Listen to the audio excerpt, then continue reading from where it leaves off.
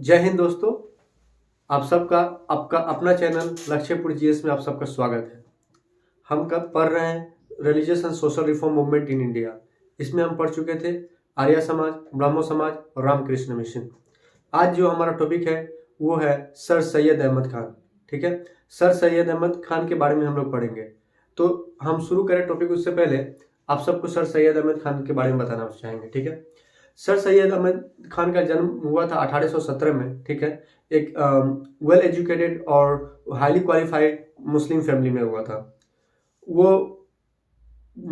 देश से बाहर गए, विदेश गए पढ़ने 1869 में। ठीक है, और जब वहां से पढ़ को आए तो उन्होंने एक संस्था की स्थापना की, मोहम्मदियन एंग्लो ओरिएंटेड कॉलेज। ठीक है, जो आगे चलकर को अलीगढ़ मुस्लिम यूनिवर्सिटी बन जाती है। और ये अलीगढ़ मुस्लिम यूनिवर्सिटी, ठीक है, मुस्लिमों के अंदर, ठीक है, रिफॉर्म का एक एपी सेंटर बन जाता है, केंद्र बन जाता है। ठीक है, सर सैयद अहमद खान अपने शुरुआती को दिनों में सेकुलर लीडर के तौर पे मानते हैं। ठीक है, हिंदू मुस्लिम में भेदभाव नहीं करते हैं। लेकिन जैसे जैसे समय बीतता है और इंडियन नेशनल कांग्रेस की स्थापना होती है 1885 में, ठीक है, उसके बाद सर सैयद अहमद खान मुस्लिम को प्रायोरिटी देना शुरू कर देते हैं। मुस्लिम के हितों के बारे में ज़्यादा बात करना शुरू कर देते हैं। Muslim as a separate nation के बारे में बात करना शुरू कर देते हैं। और कहीं ना कहीं ये कहा जाता है कि पाकिस्तान के जो टू नेशन जो थ्योरी है, ठीक है, वो सर सैयद अहमद खान के द्वारा रखी गई, उसकी न्यू फाउंडेशन जो है रखी गई। ठीक है, सर सैयद अहमद खान का जो मेन जो ऑब्जेक्टिव था, ठीक है, उनका ये था कि मुस्लिमों के अंदर में रिफॉर्म लाना। ठीक है, उनका मानना था कि कुरान को ही एक ओरिजिनल इंटरप्रिटेशन, ओरिजिनल बुक माना जाए मुस्लिमों के अंदर, और इत्यादि जो भी जो मुसलमानों के जो किताब हैं, जैसे कि कोई ग्रंथ है, हदीस, ठीक है, उसको ब्लाइंडली फॉलो नहीं किया जाए। ठीक है, उसको कहते थे वो कि जितने भी कुरान के अलावा जो किताब है उनको आप अपने रीजन के बेसिस पे उसको चूज कीजिए और फॉलो कीजिए। ठीक है, इस ऐसे करते करते फिर जब सैयद अहमद खान जब जाते हैं, ठीक है, तो मुस्लिमों के अंदर जब रिफॉर्म करने की जब बात करते हैं तो सर सैयद अहमद खान पर्दा सिस्टम की बात करते हैं, पर्दा सिस्टम के खिलाफ की बात करते हैं। कहते हैं कि पर्दा सिस्टम हमें आवश्यकता नहीं है। ठीक है, फिर उसके बाद पोलीगेमी के बारे में बात करते हैं। ठीक है, हमें जानते हैं कि मुस्लिमों के अंदर में ज़्यादा तौर पर पोलीगेमी किया जाता है, एक से दो या दो से अधिक शादियां की जाती है, तो उनके खिलाफ वो बात करते हैं। ठीक है, सर सैयद अहमद खान उन ऑर्थोडॉक्स मुस्लिमों को भी क्रिटिसाइज करते हैं।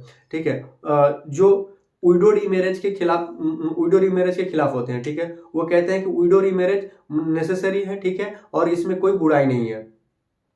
सर सैयद अहमद खान वो चाहते हैं कि जो मुस्लिम जो यूथ है, ठीक है, जो युवा हैं, वो सबसे पहले अपने करियर पर फोकस करें। ठीक है, वो अपने पढ़ाई लिखाई पर फोकस करें और कहीं ना कहीं वो गवर्नमेंट से मिलकर को अपने जॉब सिक्योरिटी के बारे में, उनके बारे में बात करते हैं। ठीक है, उसके बाद सर सैयद अहमद खान जो है कुछ अपने किताब लिखते हैं जो मुस्लिमों के अंदर में उनके सुधार में काफी काम आने वाला था, जैसे कि तहदीब उल अखलक। ठीक है, इसमें इसका अगर इंग्लिश अनुवाद किया जाए तो अगर देखा जाए तो improvement in manners and social reform. ठीक है, ये था improvement in manners and social conduct में। अब इसके बाद सर सैयद अहमद खान मुस्लिमों के जो यूथ थे उनको कहते थे कि आप जो है एजुकेशन प्राप्त कीजिए और वेस्टर्न एजुकेशन सिस्टम को और कुरान के जो टीचिंग्स है उनको दोनों को लेकर को पढ़ाई करने की वो बात करते हैं। ठीक है, तो आइए अब हम सर सैयद अहमद खान के बारे में बारीकी से बात करते हैं। ठीक है, तो आइए हम सर सैयद अहमद खान के बारे में पढ़ते हैं। ठीक है, born in 1817 in a highly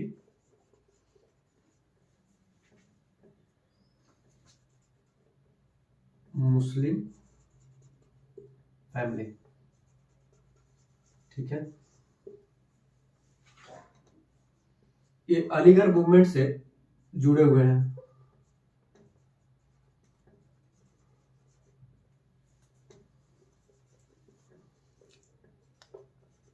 Aligarh movement, ठीक है, इन्होंने जो काम किया, ठीक है, 1875 में फाउंडेड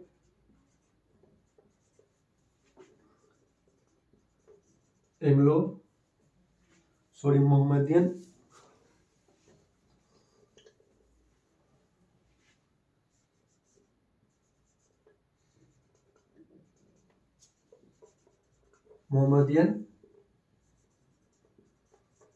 एंग्लो ओरिएंटल कॉलेज, ठीक है, 1875 में, ठीक है, जिसको 1920 में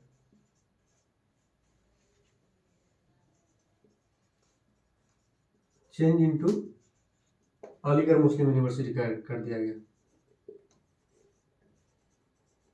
अलीगढ़ मुस्लिम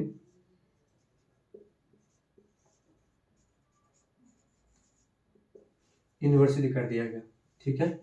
ये अलीगढ़ मुस्लिम यूनिवर्सिटी, ठीक है, एपी सेंटर बन गया, केंद्र बन गया, ठीक है।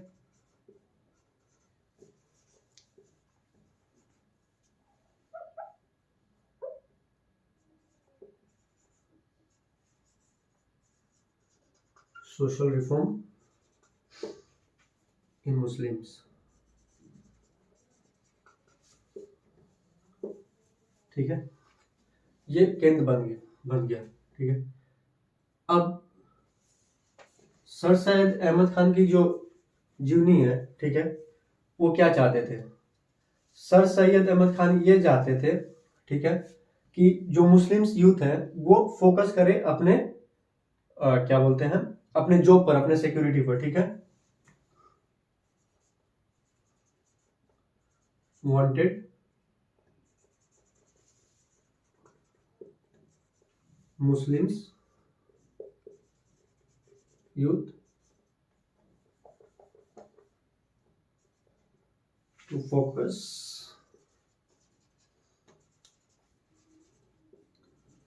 on their jobs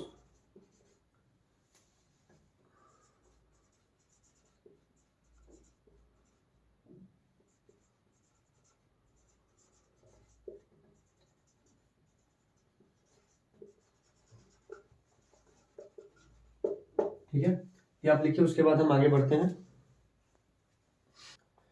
फिर सैयद अहमद खान जो थे वो मेंबर भी थे, ठीक है, किसके? इंपीरियल लेजिस्लेटिव काउंसिल के, इंपीरियल लेजिस्लेटिव काउंसिल। इनको नाइटहुड की उपाधि भी दी गई थी, ठीक है।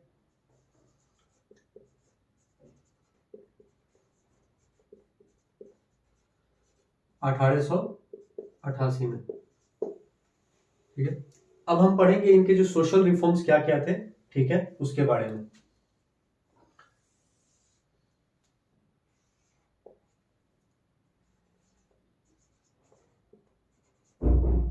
सोशल रिफॉर्म क्या क्या किए, ठीक है। तो सबसे पहले ये कहते थे कि वेस्टर्न एजुकेशन को और जो कुरान जो हमें सिखाता है, इन दोनों को मिला को हमें आगे बढ़ना है, ठीक है। रिकॉन्सिल वेस्टर्न एजुकेशन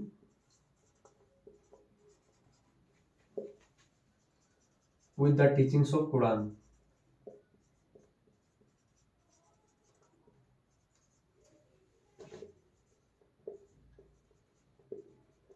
दूसरा जो था, ये मुसलमानों में उलेमा होते हैं, ठीक है, जैसे कि हिंदू में मुसलमान हिंदू में पंडित होते हैं, ठीक है, उसी तरह मुसलमान में उलेमा होते हैं। वो उलेमास को क्रिटिसाइज करते थे क्योंकि उलेमा जो होते थे ऑर्थोडॉक्स थे, ठीक है, वो चेंजेस लाने में दखल देते, वो चेंजेस नहीं लाना चाहते थे, ठीक है।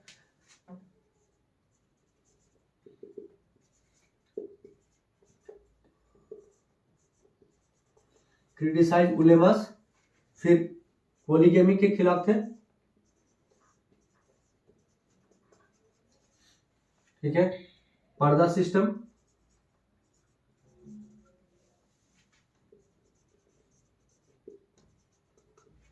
और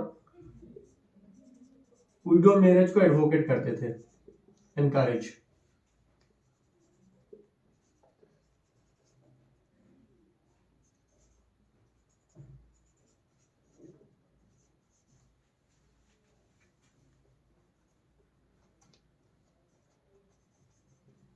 ठीक है, तीसरा जो है मॉडर्न एजुकेशन,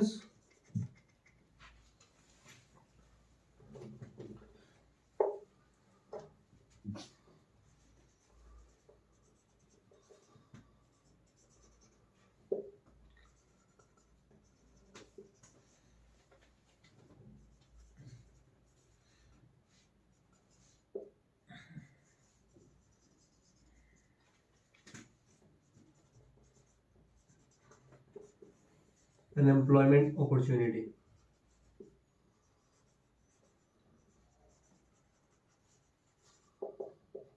ये था, ठीक है। जो एक और था वो था, उनका कहना था कुरान फाइनल ट्रूथ।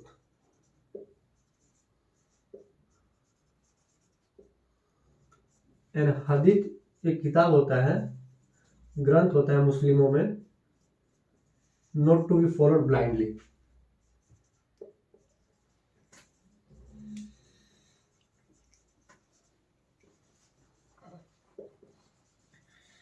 ठीक है, ये इनके सोशल रिफॉर्म्स हो गए। ठीक है, अब सर सैयद अहमद खान के कुछ वर्क्स हैं, जो किताबें हैं जो उन्होंने अपने जीवनी काल में लिखे ताकि मुस्लिमों में सुधार आ जा सके। ठीक है, उनमें से एक किताब का नाम है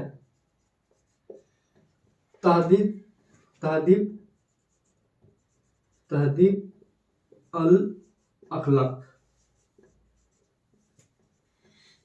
ठीक है, इसका मतलब होता है improvement in manners and morals. ठीक है, दूसरा जो उन्होंने एक किताब लिखा वो था अस दब्बत ये बगावत हिंद। ये रिवोल्ट ऑफ 1857 से रिलेटेड है। तो ये इनके कार्य हो गए। ठीक है, अब इनका कंक्लूड करेंगे हम, तब तक पहले आप ये सब लिख लीजिए। ठीक है,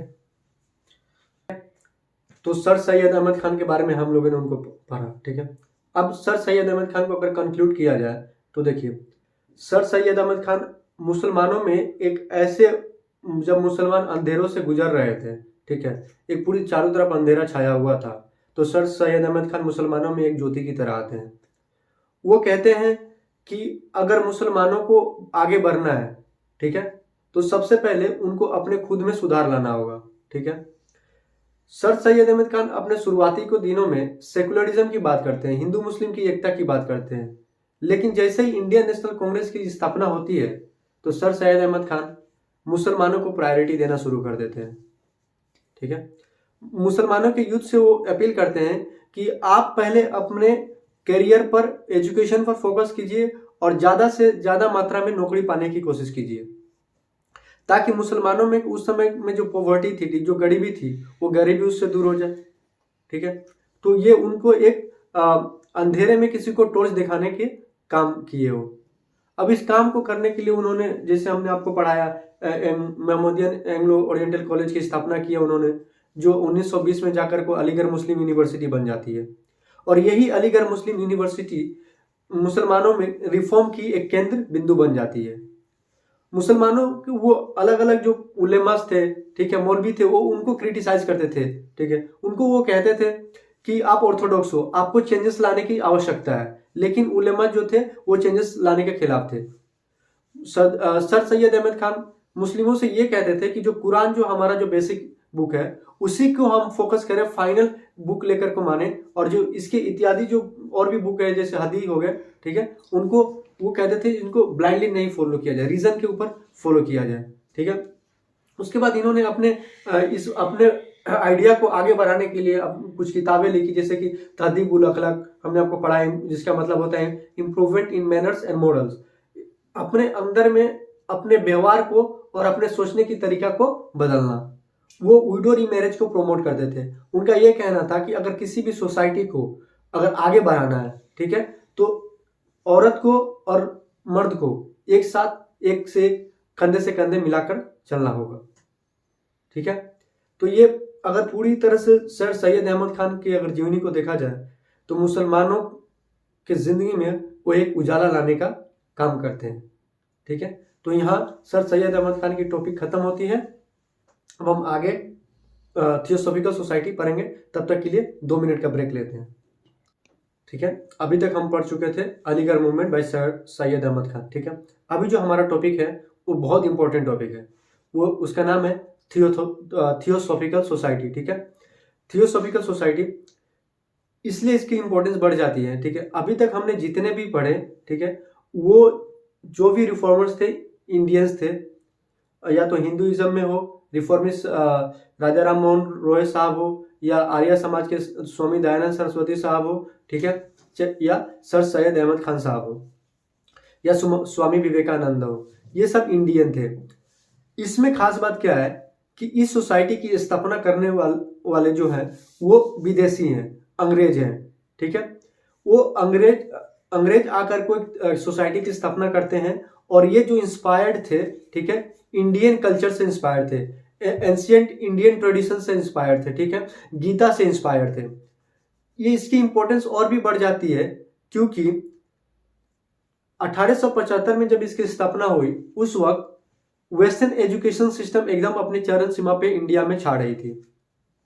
उस वक्त अंग्रेज जो थे ईसाई धर्म को पूरे एकदम विस्तार रूप में इंडिया में आगे बढ़ाने की कोशिश कर रहे थे, ठीक है। ईसाई धर्म अपना काम कर रहा था, जितने भी लोग थे वो क्रिश्चियनिटी की तरफ अट्रैक्ट हो रहे थे और क्रिश्चियन मिशनरीज ईसाई धर्म को बढ़ा रहे थे। लेकिन इसमें खास बात यह है कि इस सोसाइटी की स्थापना होती है यूनाइटेड स्टेट्स ऑफ अमेरिका में, ठीक है, जो आगे चलकर को इसकी हेडक्वार्टर जो होती है वो इंडिया में शिफ्ट हो जाती है अडियार में, मद्रास में, ठीक है। जब मद्रास में ये शिफ्ट होती है तो इसकी जो ऑब्जेक्टिव होती है वो ये समानता की बात करती है, ठीक है, इक्वलिटी की बात करती है, भाईचारा की बात करती है, ह्यूमैनिटी की बात करती है, ठीक है। और ये जितने भी इक्वलिटी, ब्रदरहुड और ह्यूमैनिटी है, ये कोई वेस्टर्न कॉन्सेप्ट से नहीं बात करती है। ये इंस्पायर्ड, इनकी जो कॉन्सेप्ट होती है वो हिंदू धर्म, ठीक है, एंशिएंट इंडियन ट्रेडिशन जैसे गीता, फिर उसके बाद में लाइफ स्टोरी ऑफ कृष्णा, ठीक है, इसके ऊपर से इनसे वो इंस्पायर होकर के इनसे ये सीख कर को और ये आगे बढ़ती हैं और अब ब्रदरहुड, इक्वलिटी और ह्यूमैनिटी को प्रीच करती हैं। इससे पहले जो जितने भी हम लोग थिंकर्स देखें, ठीक है, उनमें कहीं ना कहीं वेस्टर्न एजुकेशन की इम्पैक्ट थी, ठीक है। वो वेस्टर्न वैल्यू को क्या बोलते हैं, इनकलकेट करना चाहते थे इंडियन सिस्टम में, लेकिन ये जो थी पूरी की पूरी तरह एंशिएंट इंडियन ट्रेडिशन पर बेस्ड थी, ठीक है, गीता पर बेस्ड थी, भगवान कृष्ण के लाइफ स्टोरी पर बेस्ड थी, ठीक है, इन पर होती है। फिर 1906 में जब ओएस ओलकोट की निधन हो जाती है तो फिर इसमें एक और अंग्रेज की आगमन होती है जिनका नाम होता है Annie Besant. Annie Besant basically Irish से रहती हैं, ठीक है, लेकिन जब एनी बेसेंट की कहानी यह है कि वो शुरुआत में तो भगवान को मानती हैं, लेकिन आगे चलकर वो एथिस्ट बन जाती हैं, धर्म पर और भगवान पर नहीं मानती है। और एनी बेसेंट को कहा जाता है कि वो हिंदू मुस्लिम यूनिटी की बात करने लगती हैं, कॉमन ब्रदरहुड की बात करने लगती हैं, फ्रेटर्निटी की बात करने लगती हैं, ठीक है। और इसी वक्त थियोसॉफिकल सोसाइटी की जो कार्य थी, ठीक है, वो एकदम चरम सीमा पे पहुंच जाती है। आगे चलकर को Annie Besant Indian national Congress के प्रथम महिला अध्यक्ष बनती हैं, ठीक है, प्रथम महिला अध्यक्ष बनती है। तो ये इसकी पूरी पृष्ठभूमि हो गई। अब हम इसके बारे में डिटेल में पढ़ेंगे। कब हुई? ठीक है, 1875 में बाय मैडम ब्लैवत्स्की। ठीक है,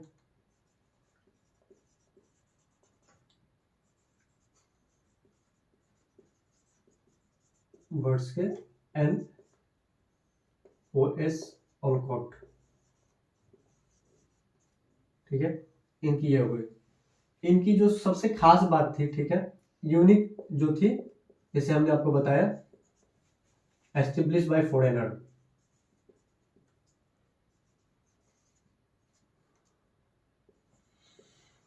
अंग्रेजों के द्वारा स्थापित किया गया था। ठीक है, based on ancient Indian tradition पे।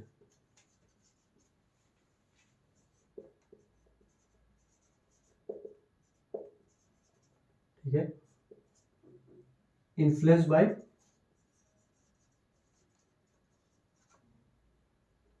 गीता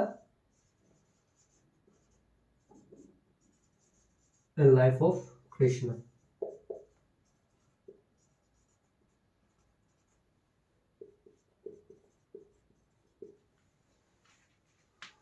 कहाँ हुआ था? यूनाइटेड स्टेट में, यूनाइटेड स्टेट्स। लेटर इसकी जो हेडक्वार्टर हो गई वो अडियार में, मद्रास में शिफ्ट हो गया। ठीक है, अब ये क्या, इनकी ऑब्जेक्टिव क्या थी, क्या प्रीच करते थे? प्रीच इक्वालिटी,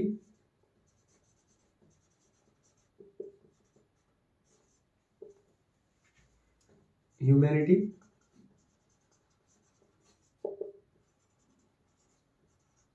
और भाईचारा। ठीक है, और democratic republics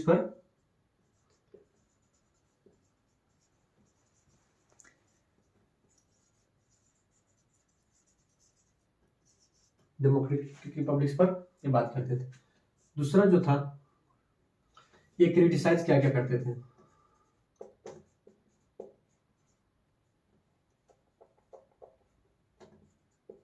criticise race, cast, gender और अनटचेबिलिटी।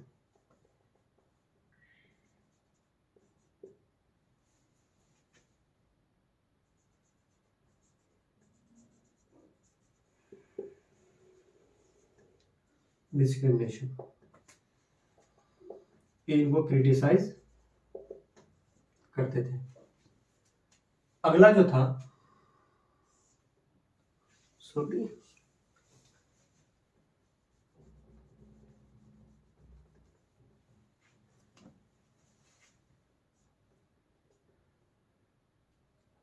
उन्नीस सौ 6 में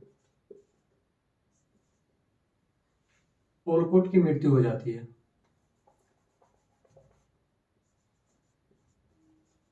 ओलकोट डाइड।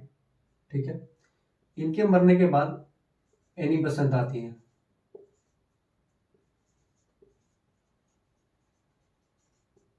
ठीक है, एनी बसंत बनारस हिंदू यूनिवर्सिटी की स्थापना करती हैं, बनारस हिंदू कॉलेज, जो आज के नाम में बनारस हिंदू यूनिवर्सिटी को जाना जाता है।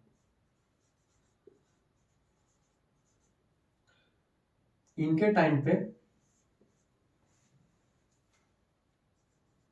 ड्यूरिंग हिज टाइम, हर टाइम,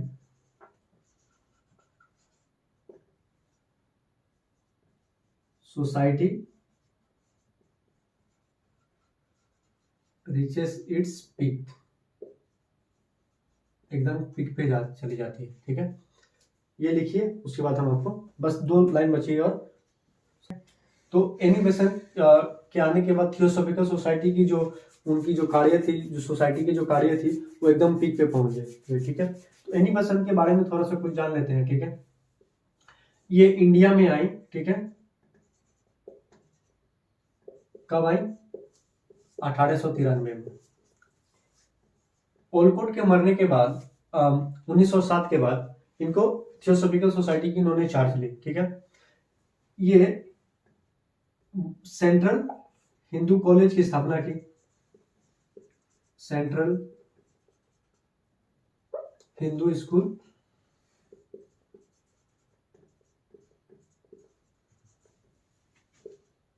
एट बनारस, वाराणसी में है। ठीक है, एक इरिस वुमेन थी,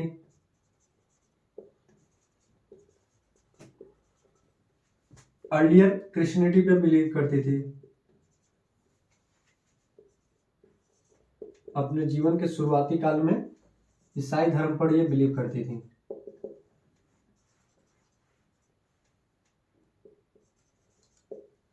बट लेटर बिकम एथिस्ट।